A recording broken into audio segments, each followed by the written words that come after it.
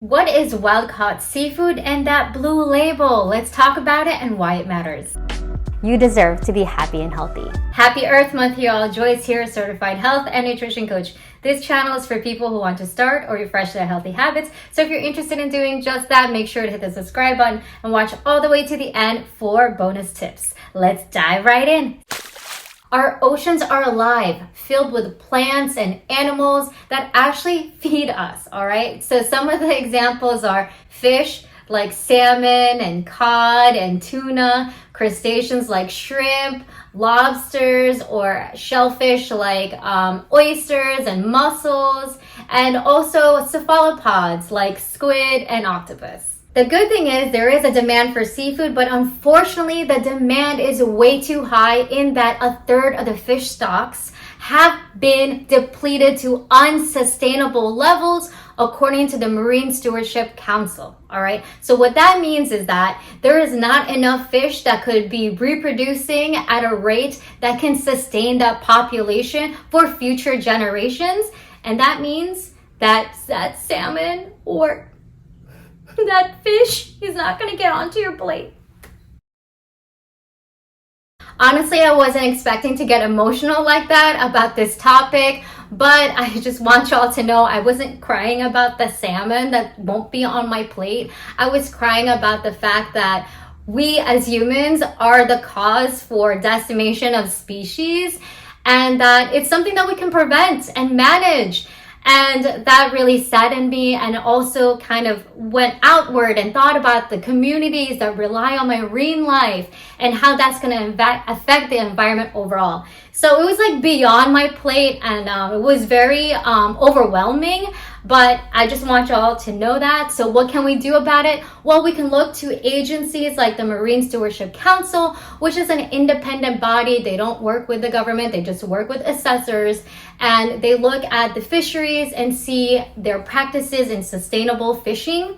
So they also go there once a year to make sure that they are doing what they say they're doing. So they work with assessors to do that. So if you're looking for more information about sustainable standards of fishing, please go to their website, msc.org. I'm excited to show y'all some of the products with the MSC label on them, and I was going to include the octopus with the bluefish label, but unfortunately they are out of stock. And to be honest, I don't like using that word after talking about all this, but it's not to make you sad like my friend Albert who loves octopus. It's to show you the breadth of choices now we have with this MSC label, okay? So purchasing these products from different grocery stores doesn't matter. It's that you have the label on that product and you are directly helping to promote the sustainability of ocean life, communities, and the environment. We have refrigerated crab, anchovies, smoked salmon. Nice, we have Chilean sea bass, halibut, sablefish, churbo, salmon, freezer yellowfin tuna, haddock, salmon,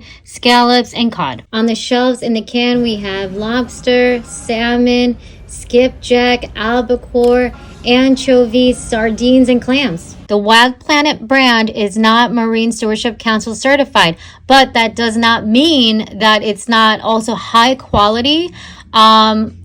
I would like to encourage y'all to consider buying more MSC, but sometimes it's cost prohibitive for some folks. So just please consider that you don't always have to buy MSC.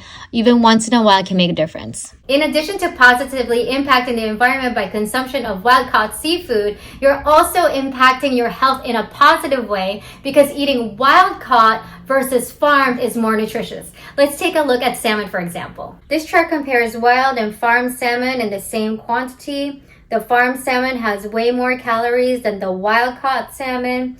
The protein content is comparable.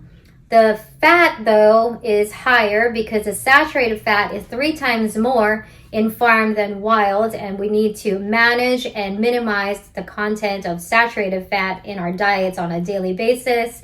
The omega-3s are also higher in the farmed salmon, and that's due to the feed that it's giving from what I read.